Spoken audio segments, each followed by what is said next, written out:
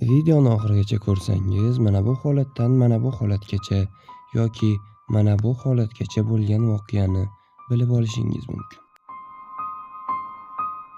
1959-yil 1-fevral sanasida Igor Dyatlov boshchiligidagi Politexnika instituti talabalaridan iborat bo'lgan sayyohlik guruhi Ural tog'lari tomon sayohatga chiqishdi. Reja bo'yicha 12-fevral kuni telegramma yuborishlari kerak edi. Lekin 12-fevral kuni telegramma yuborishmadi.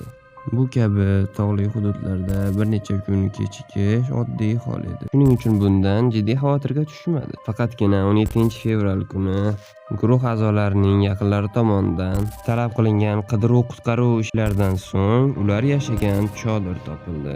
O'rganishlar shuni ko'rsatdiki, chodir ichkaridan yirtilgan va ichkaridagi narsalar yo'qolmagan. Bir qancha vaqt o'tib, ularning jasadlari turli xil joylardan va turli jarohatlar bilan topildi. Ba'zilarining kiyimida biroz radiatsiya bor, ba'zilarining esa ko'zi va tillari yo'q edi. Yana ba'zilari esa kuchli suyak sinishi oqibatida halok bo'lishgan. Xulosalar shuni ko'rsatdiki, bunday suyak sinishini hech qanday inson va hech qanday hayvon qila olmaydi. Ularning jasadlari yarim-yalang'och holda topilgan. Ular chodirdan qandaydir vahimali tovushni eshitib qolishgan va chodirni yirtib, shu zahoti tashqariga chiqishgan. Avvaliga bir qancha masofagacha yugurib borishgan. Issiq kiyimlarni olishmaganligi sababli ortga qaytishgan.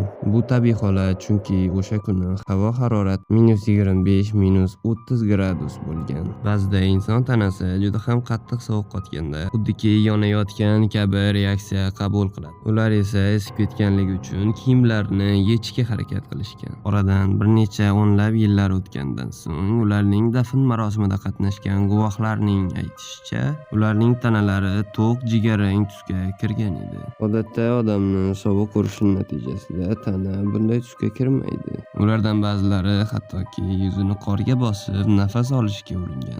Bu ish doirasida turli xil nazariyalar o'rtaga surildi. Ulardan biri qora odam.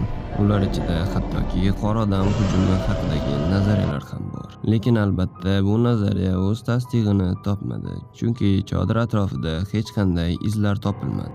Jasadlarda esa hech qanday tishlash va tirnash alomatlari ko'rilmagan. Nazariyalar ichida ular Rossiya harbiy qurollarining maxfiy sinovlari o'tkaziladigan hududga kirib qolganligi haqidagi taxminlar ham bor. Bu voqea avvaliga ommadan sir tutiladi. Faqatgina 1990-yilda ommaga oshkor qilinadi. Voqea shov-shuvga aylanib, muhokamalar sahnasiga ko'tarilgandan so'ng Rossiya hukumati 2018-yilda yakuniy tekshiruv ishlarini olib borib, hodisa qor ko'chishi sababli yuz bergan degan xulosaga keladi. Bunga dalil esa ba'zi bir jasadlarning katta bosim ostida suyaklari sinib ketgani keltiriladi. Lekin jamoa a'zolari bu kabi tabiiy ofatlarga oldindan tayyorlangan va tajribali kishilar bo'lishgan. Hattoki ular qor ko'chish xavfidan yiroq bo'lish uchun chodirni tekislikka qurishadi. Sizningcha bu haqiqatan ham qor ko'chkisimidi yoki u yerda umuman boshqa narsa yuz berganmi?